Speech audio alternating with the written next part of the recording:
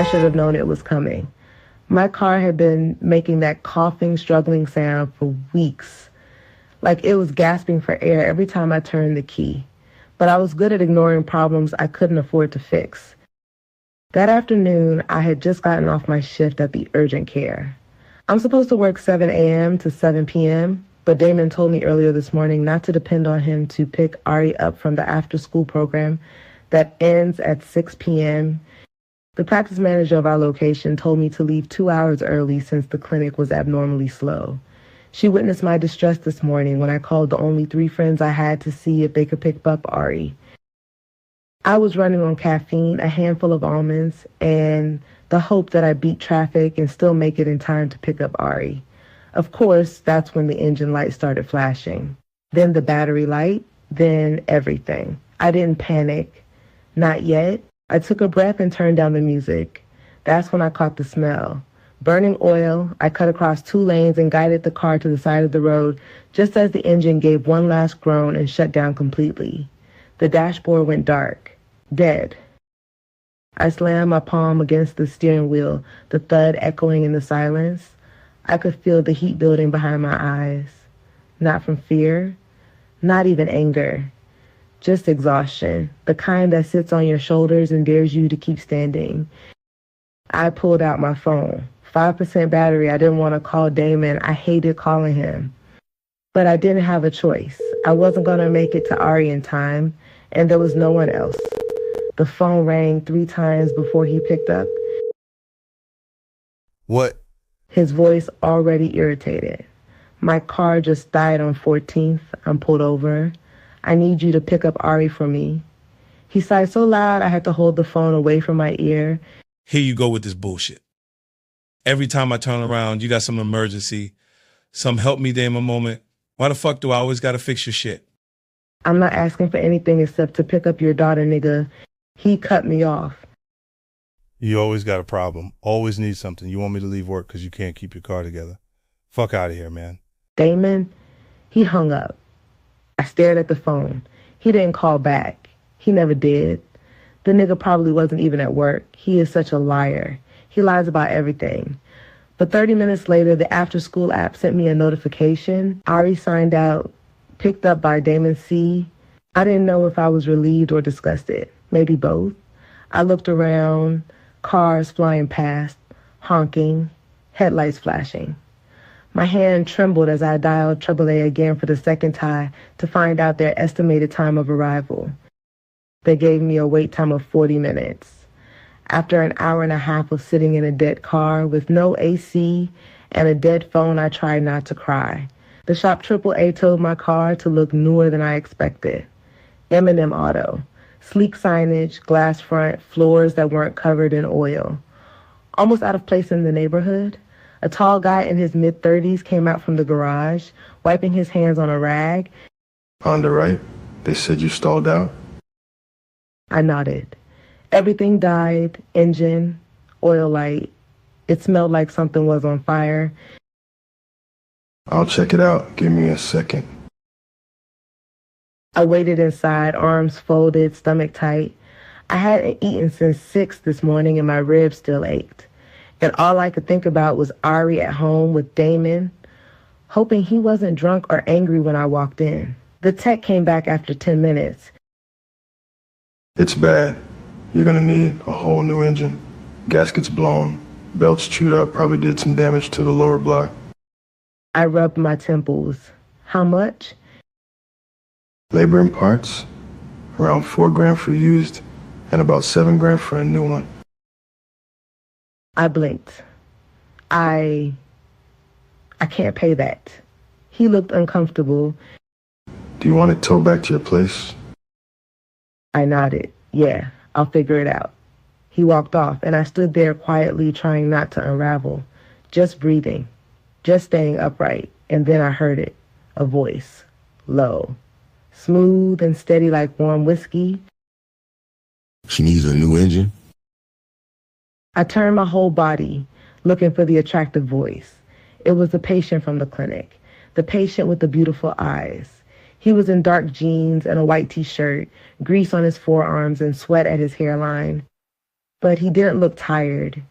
He looked grounded, unbothered. His eyes met mine, and something inside me flinched. Not fear, not discomfort, recognition. Oh, wow. Hi. You work here? I ask. He shakes his head. I'm the owner. How ironic. I didn't say anything else. I didn't know how. He walked past me, talked quietly to the tech. The guy nodded, glanced at me, and disappeared behind the door. I crossed my arms. What did you just tell him? I told him to fix your car. I blinked. I already told him I can't afford it. I know. Then why would you... I'll cover it. That did it. My chest locked up. What's your name again? He smirks. Malik.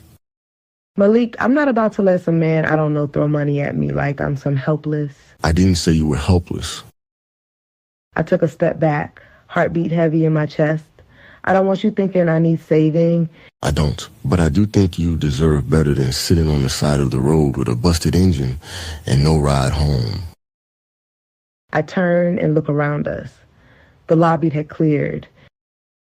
If it makes you feel any better, your engine is what I spend on a night out when I'm feeling good. Take it as I brought you drinks and dinner. He shrugs. I didn't know what to say to that. I didn't have words for kindness I wasn't used to. Come on. Do you feel comfortable enough typing in your address so I can get you an Uber? He passes me his phone before I can answer. Surprising myself, I type in my address in the Uber app without thinking. I pass the phone back to him. Uber's 5 minutes out. I stared at him. I didn't even care if he noticed. The motherfucker was fine, and I didn't notice it at the clinic. You got a kid waiting on you, right? I give him a puzzled look. Yeah. How do you know? His eyes go to my keychain that hangs off of my purse. Ari gave it to me for Mother's Day. Put your pride to the side. Don't waste time arguing. I should have pushed back. Should have said no. But I was tired. And for the first time in a long time, someone offered help without trying to own me.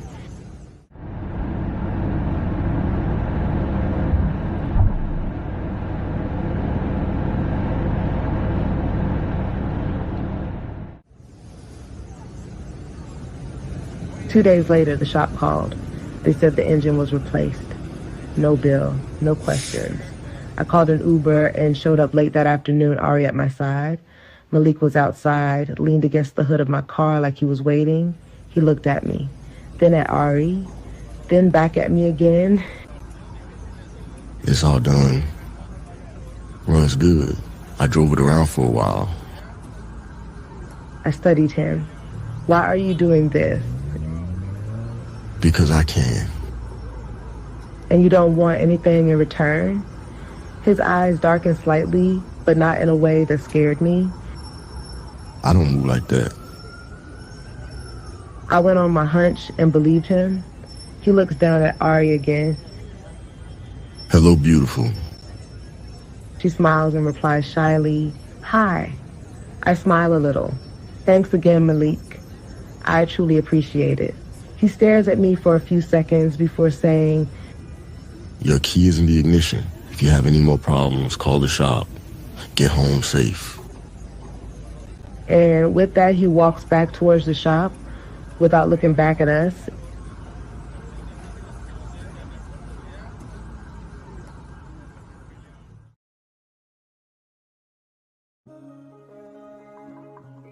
Bitch, please. I'm tired of the excuses. Get dressed and meet us at the spot. I wasn't supposed to be out tonight. My hair was supposed to be in a bonnet. My feet were supposed to be up. And I was supposed to be binge watching old dramas on Netflix with a heating pad on my back. But of course, Tasha had other plans. You need to let loose before you snap and end up on the news. You've been working, and sis, you deserve to feel fine and free again.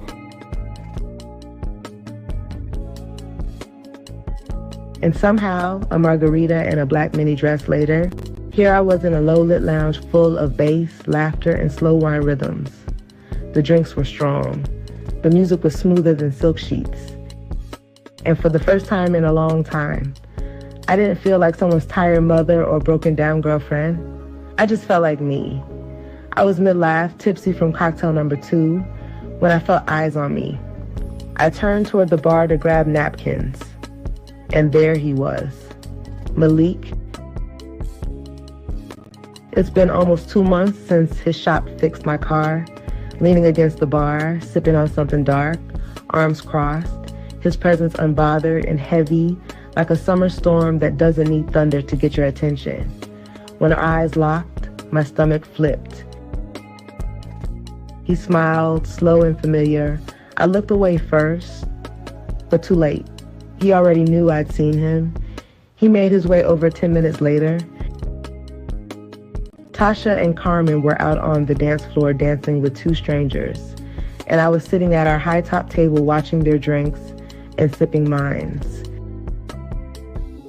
Long time no see.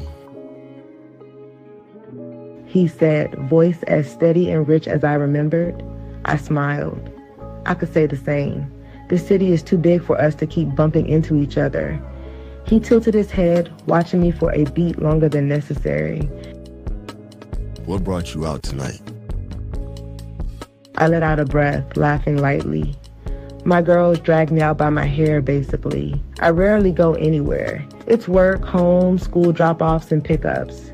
He raised a brow. Beautiful as you are, I'm surprised your man doesn't take you out more often. My smile faltered, just slightly. I reached for my drink and took a slow sip. It's not that kind of relationship. His eyes stayed on me. What kind of relationship is it? I hesitated. It was the question no one ever asked. Not even me, not out loud. Familiarity, I said finally. He helped put me through nursing school. Him and my grandmother, we've been together since I was 19. We're more co-parents now than anything. We don't really go out. No vacations. No date nights. I shrugged like it didn't sting. Like I hadn't just laid bare the truth I kept hidden even from myself. We just have history. Malik's eyes darkened. Not with judgment, but something else. Something heavy.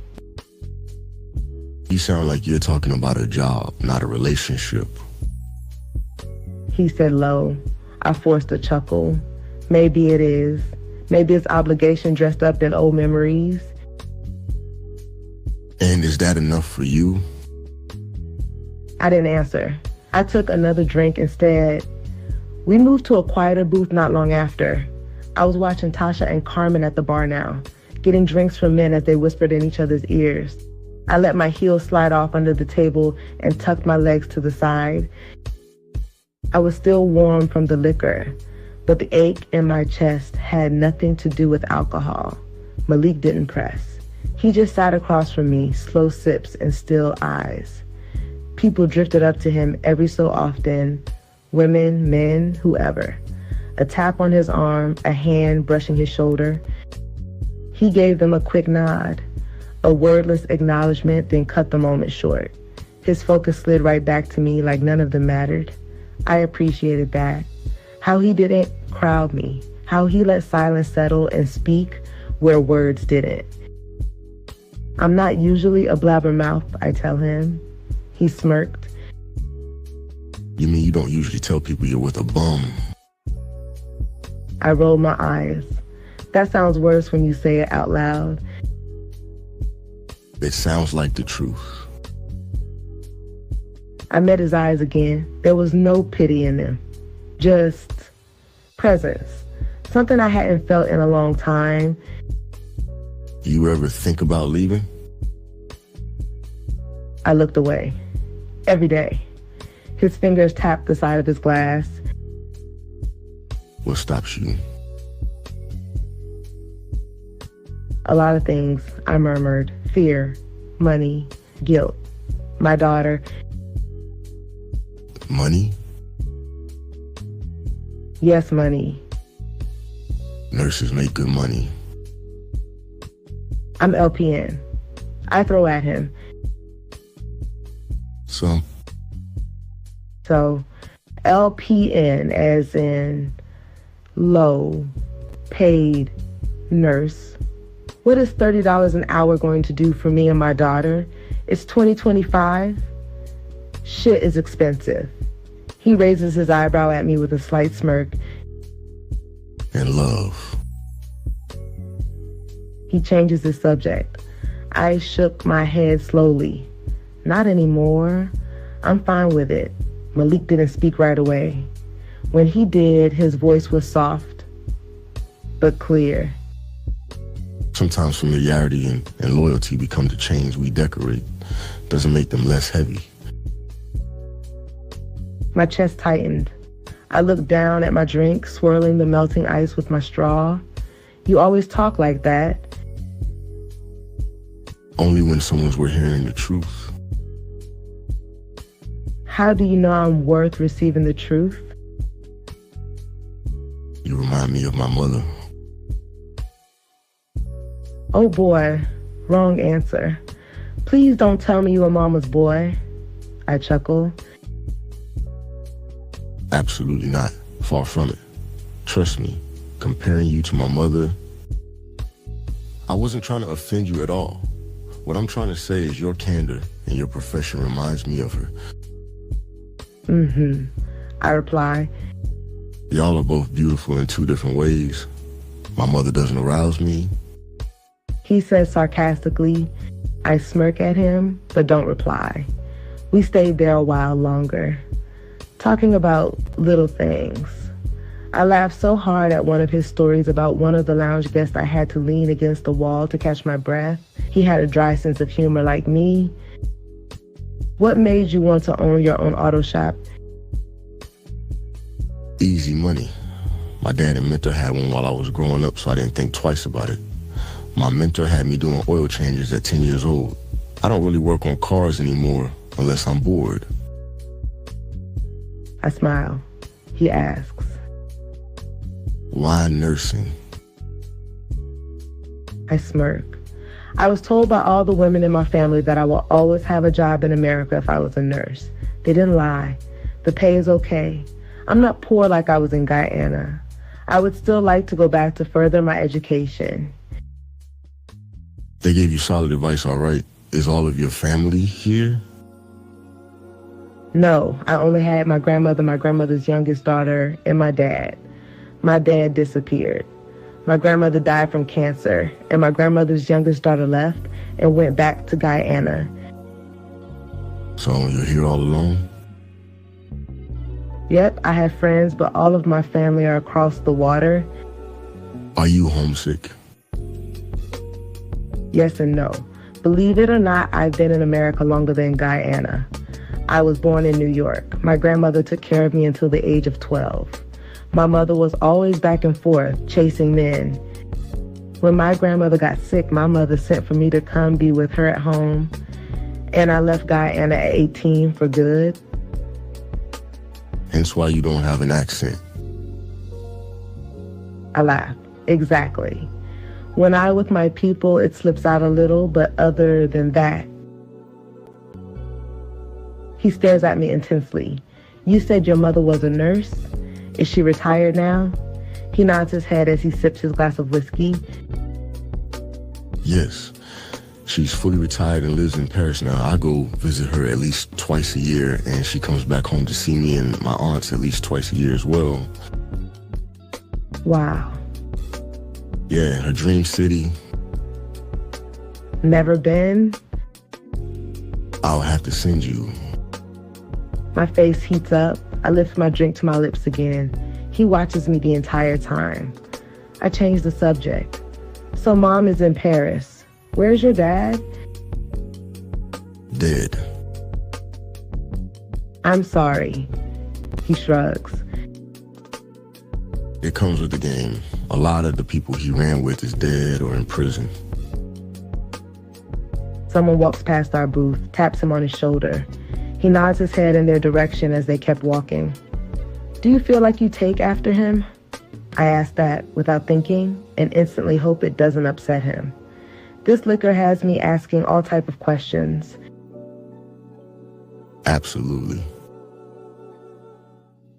He replies, because of your love for cars? Your shop? I ask. Not even. That doesn't even scratch the surface.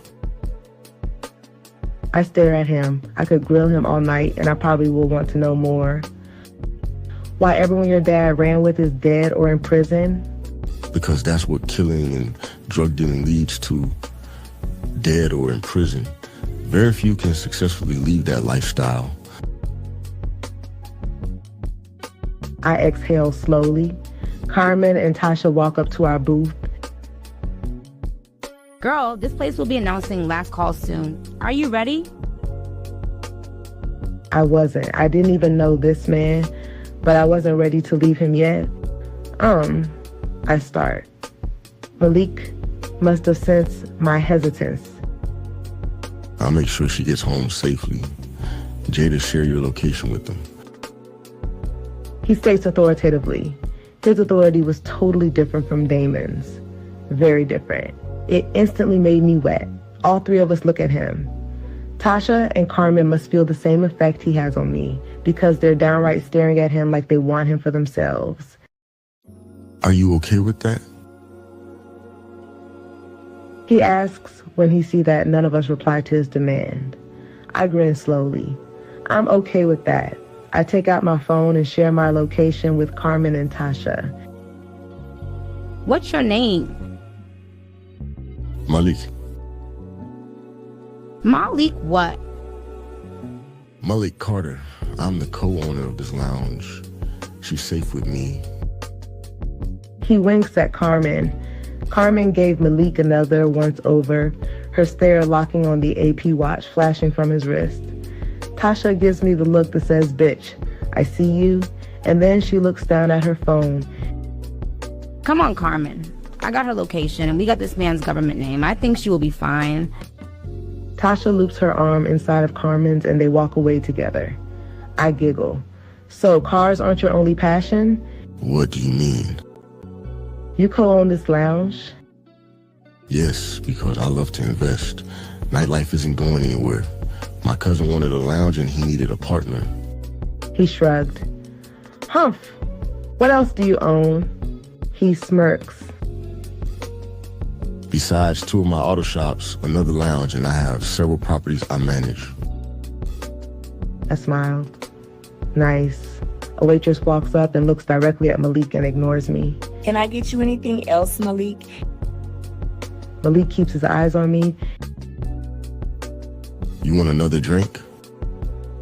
I nod my head. Get her another margarita and my usual for me. McAllen, right? She asks. He nods. And Azul for her. The waitress nods and walks away. What makes you like your dad? He pauses. Illegal activities. I nod my head once like what he said was totally normal. Very vague answer. Do I want to continue to pry? I decided to keep my mouth closed. He raises one of his eyebrows and say, What, no more questions? I smirk. No, I don't want you to feel I'm being extremely nosy. Too late. I chuckle. Well, you don't have to answer. He shrugs his shoulders. I don't care, I'm just messing with you. I smile. The waitress comes back and set down our drinks and walk away. Without thinking, I say, damn, that was fast. Of course. They know better than to have me wait. I nod my head, forgetting that fast he's the co-owner. Maybe I shouldn't drink this final drink. I take a sip of my drink anyway. We are quiet for a good minute, just vibing to the music. Our silence is not uncomfortable. It's far from it. We sit like this for at least another 20 minutes. He looks down at his watch. It's almost 3 a.m. Are you okay? You want to go home, stay here, or go to another spot? It takes me seconds to register what he is saying. It's almost 3. I didn't even notice that when I shared my location with them. I feel a small panic return to my chest. I'm never out this late. Damon will be pissed. We can leave. I hesitate. I wanted to tell him we can leave, but I wasn't ready to go home, even though I know Damon will have a fit. I've been out this long. I blocked his number as soon as I stepped out the house tonight. Is it childish? Yes. But I wanted one night out where I didn't get 100 calls from Damon. I never go out with friends, but when I did, Damon makes sure to blow up my phone to ruin the night. Malik stands up and grabs my hand. I take it. He leads me out of the building with a few people stopping to dap him up as we continue out the building. The valet attendant greets Malik and tells him he'll be back in 2 minutes with his car. We stand at the valet booth hand in hand silently. I make sure not to say anything because I don't want the moment to end. The attendant drives up to the valet booth in the latest Audi RS7. The attendant opens the passenger door and I get in. Malik rounds the car and gets into the driver's seat. He looks over at me and stares for several seconds before saying anything. So, where did Jay? I feel my body heat under his gaze and words. I don't know, but I don't want to go home. I admit. He nods. To an after-hour spot? I pause. My grandmother always told me to be careful with liquor courage. Yes, I had liquid courage in me, but I knew I wasn't ready to leave this man, sober or not. No, not another spot. Take me on a ride. Anywhere I don't care. He smirks and nods his head. He puts the car into drive and he pulls out onto the road. The inside of his car smelled like him. I rest my head against the soft headrest and took a deep inhale. Before I knew it, I dozed off.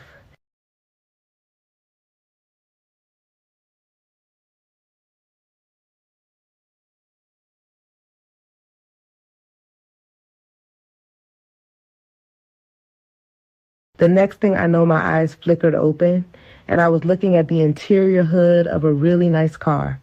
I blinked a few times, and I saw a peek of the sun through the tinted windows, and my body jumped like the seat was lava.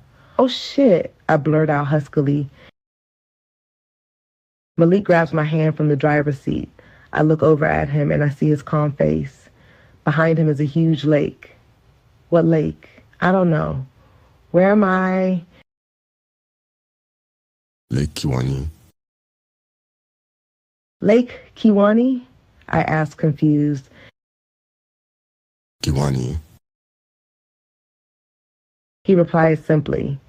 I shake my head, trying to clear my head of the fogginess of leftover liquor and drowsiness. You told me to take you on a ride, and I did. You fell asleep 5 minutes into the ride. So I drove down here and watched you in the sunrise until you woke up. I stare at him, me and the sunrise.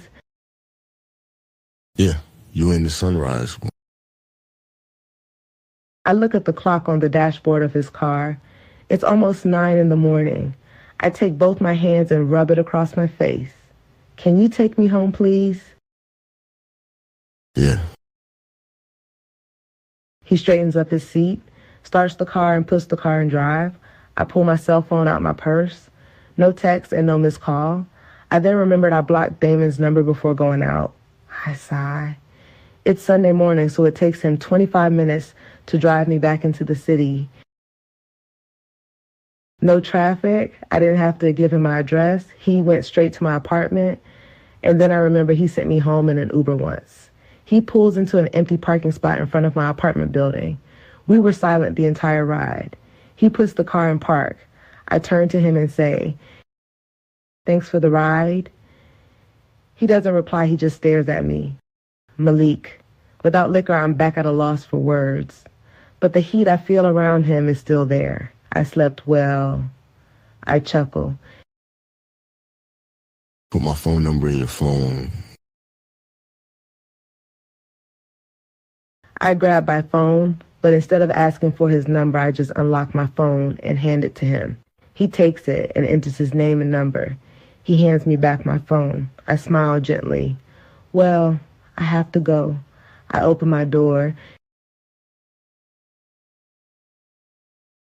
He gets out of the car and meets me at the passenger side of the car. Thank you for tonight, last night, the company, the conversation. He nodded. Anytime.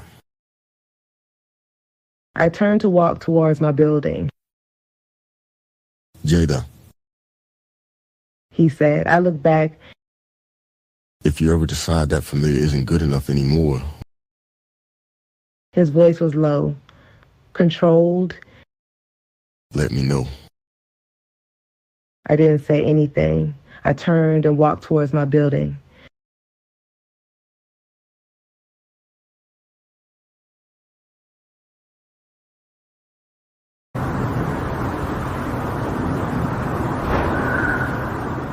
The shop was quiet, the kind of quiet I preferred. No shouting over drills, no bass bleeding from someone's car stereo, no customers asking what something should cost. Just me and the hum of the overhead lights, the smell of engine oil and brake dust still thick in the air. One of my mechanics, Rick, was on the opposite of the building fixing on his car. He should be gone soon. It was past midnight. When I was bored, I would stay late.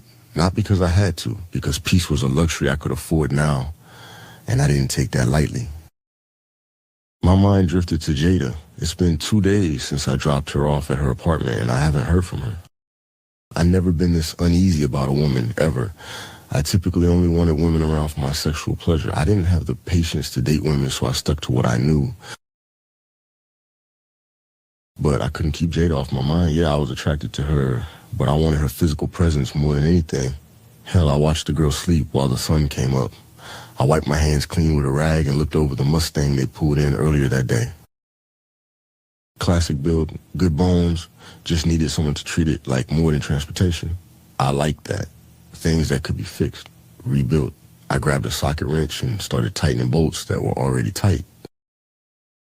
It wasn't about the car. It was about control, stillness, staying out of trouble. It was always about staying out of trouble.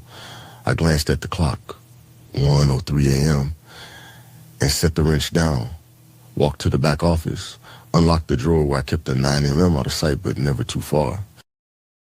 Habit, not paranoia. I slid the drawer shut and sank into the chair. The leather creaked beneath me. From the wall-mounted Bluetooth speaker, Coltrane spilled softly into the room in a sentimental mood. My mother used to play this when she cleaned on Sundays, high off wine and gospel guilt. I leaned my head back and closed my eyes. And just like that, it started. I was 16, his name was Freddie, and I hated him down to the bone. The way he barked orders like everyone owed him something. The way he slammed doors, slammed cabinets. The way my mother's voice shriveled whenever he stepped into a room. He was from somewhere in the Caribbean, maybe. I guessed it from the way he spoke. My mom had been seeing him on and off for a couple years. I remember the bruises. Saw them once, ugly, deep streaks along her ribs when she reached for the cereal box one morning. She said she slipped in the tub. I didn't buy it. I didn't ask again. That night, my half-brother was over. My dad's son from another woman. He was good at blocking out the world. Headphones on, controller in hand, video games until he fell asleep. Freddie had dropped off his daughter that day. 8 years old. Sweet little thing. Never met us before. He left her with my mom like she was just another errand. Said he'd be back. She sat in the kitchen all afternoon, quiet, playing with her baby doll while my mom cooked. When it was time for bed, my mom tucked the girl into her own bed and left the door wide open so the girl wouldn't feel scared. Later that night, I heard Freddie come in, drunk, loud, slurring, crashing into furniture. Then I heard my mother scream. The kind of scream that didn't sound like pain.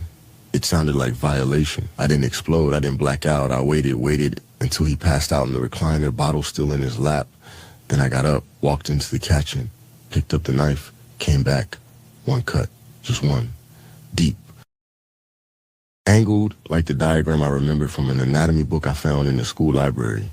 He never had time to be afraid. His eyes looked more confused than anything else. Then it was just quiet. Blood spilled fast. It soaked into the chair, splashed onto my shoes. I stood there, still. And then I called Slim, my mentor, a man who understood things I didn't have words for yet. He showed up an hour later. We wrapped the body in tarp, drove to a scrapyard outside the city. Slim poured the gas, lit the match. Freddie disappeared. No one ever came looking. The next morning, my mom looked at me like she already knew, like she'd felt something shifted. But she didn't ask. We never spoke about that night. Freddie's mother came by to pick up his daughter. We told her the truth, or a version of it. He left her here and never came back. She didn't press. Maybe because she'd seen it before. Maybe because she knew her son better than she let on. They were gone by noon. Never saw them again. By 17, I was making runs for Slim. I kept it clean, quiet. I didn't talk much, didn't flash. People respected that. They respected me. I didn't act dangerous, I just was. The money came quick, faster than I ever thought it could. I didn't spend much, didn't need to. I gave my mom enough to cover the rent for a year. She never questioned it. But by 22, I was tired. I was tired and I was bored. Tired of watching over my shoulder. Tired of seeing boys who looked like I did at 16 getting zipped in the bags before they even had a chance. I wanted out. Slim asked for me to give him another year before I walked away. The shootout happened fast. Wrong corner, wrong words. Someone pulled first. I pulled second, and a body hit the pavement. This time, there were eyes on me. 10 years. Manslaughter. No running. I was lucky to get manslaughter. The attorney Slim hired for me did his big one. I did the time quiet, kept to myself. Read everything I could get my hands on. Business books, real estate guides, engine manuals, anything that gave me a map out of the life I was in. Play cards with the older heads. Learn more from watching and talking. I fought when I had to, but mostly I just listened.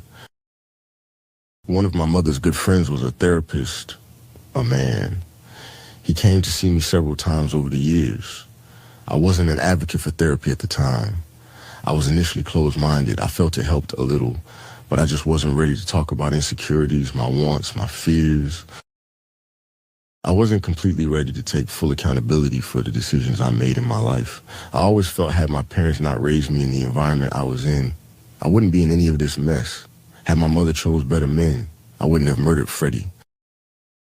Had my mother not struggled financially, I wouldn't have felt the need to make quick money. Had my father not been gambling that night, he would be here right now. I would argue to the therapist that this was all my parents' fault. He kept in touch with me over the years while I was locked up, helped me realize that I would never truly be able to move forward without taking accountability for my own actions. When I came home, I didn't want to ever return to that dungeon. I wanted something that couldn't be taken from me. Peace. Used the money I'd stashed, cleaned through Slim, to start legit, open auto shops, then the lounges. Bought a few commercial and residential properties to rent out. I rarely did clubs, never cared about the gram, don't even have a Facebook account. Most folks don't even know who owns the places they walk into. I like it that way. I don't need attention. I need peace and space between the man I used to be and the man I'm still trying to become. I opened my eyes back in the office. The Coltrane record had ended. The silence that followed was sharp, too sharp. I exhaled, slow and long, dragging a hand down my face. Jada threw me. She didn't know anything about me, hadn't Googled my name or whispered rumors. She just looked at me like she saw something good in there. That unsettled me. Women who knew of me from niggas on the street or before I went to prison, they threw themselves at me.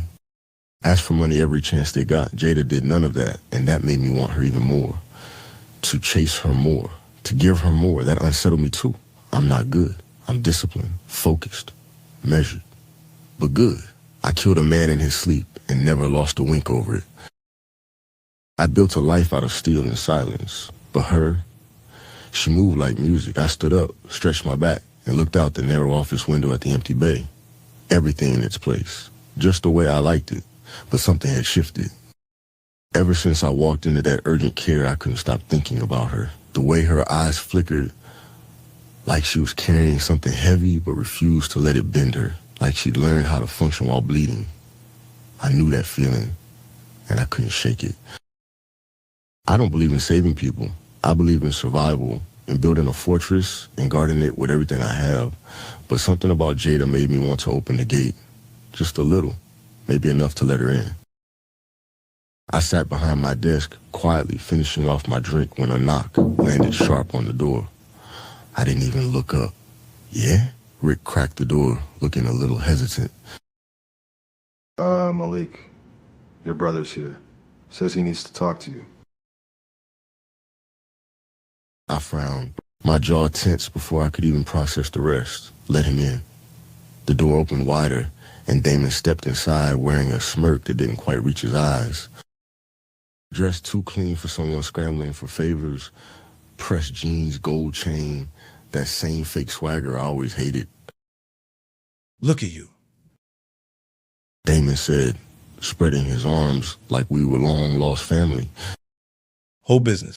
Business is booming, I heard. I didn't get up. I leaned back in the chair, arms crossed. You got 1 minute. Say what you came to say.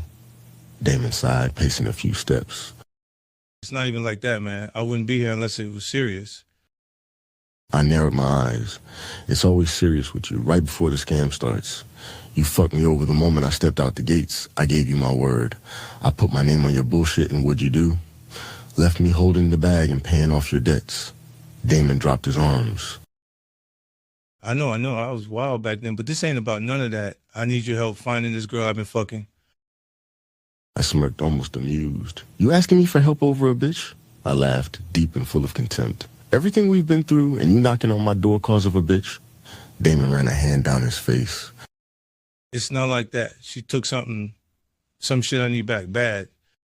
I tilted my head. What kind of shit? One of them small drives, compact like a USB red casing. Her ass done changed her number on me. I don't know where her new apartment is. Her dumb ass don't work. I had some files I've been using as leverage. Got some people looking for me now that they know I don't got it. If I don't get that drive back. I cut him off with a cold shrug. You sloppy as fuck for keeping that kind of info on you instead of locked away. Can't help you. Damon stepped forward, voice rising. Malik, man, please. This ain't just about money. If they come after me, they might come after my baby mama and my kid. I'm not trying to die over this shit. That gave me pause, but I didn't show it. So the baby mama ain't the one you looking for? Nah, her dumb ass still at the house. I was with my other bitch when it went missing. What's on it? I asked flatly. Files, shit from one of their guys. Contracts, blackmail names. I kept it just in case. It was my insurance. Now it's gone. Then you already did, I said, standing up. I'm not risking my name or my people over something you lost chasing pussy. Damon's nostrils flared. She ain't just, man, whatever. Just remember I came to you first. I tried. He turned and stormed out, but not before muttering something under his breath. I sat back down, rubbing the edge of my jaw thoughtfully. Rick walked back in. That nigga still looks the same, man. I nod, and he's still up to the same shit, too.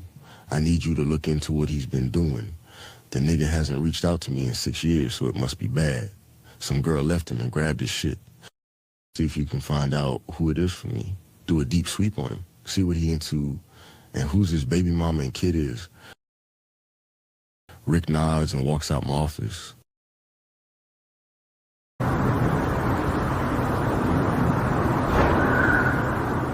Coming up on part 3. Just checking in. Got that update you asked for. Who the fuck is Eyes? Who the fuck is that Jada?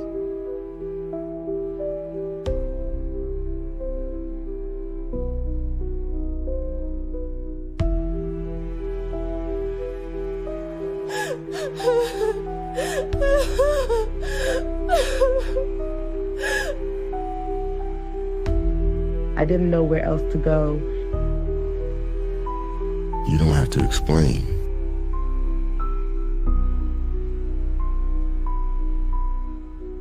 I think about kissing you all the time. Sasha. Who is he?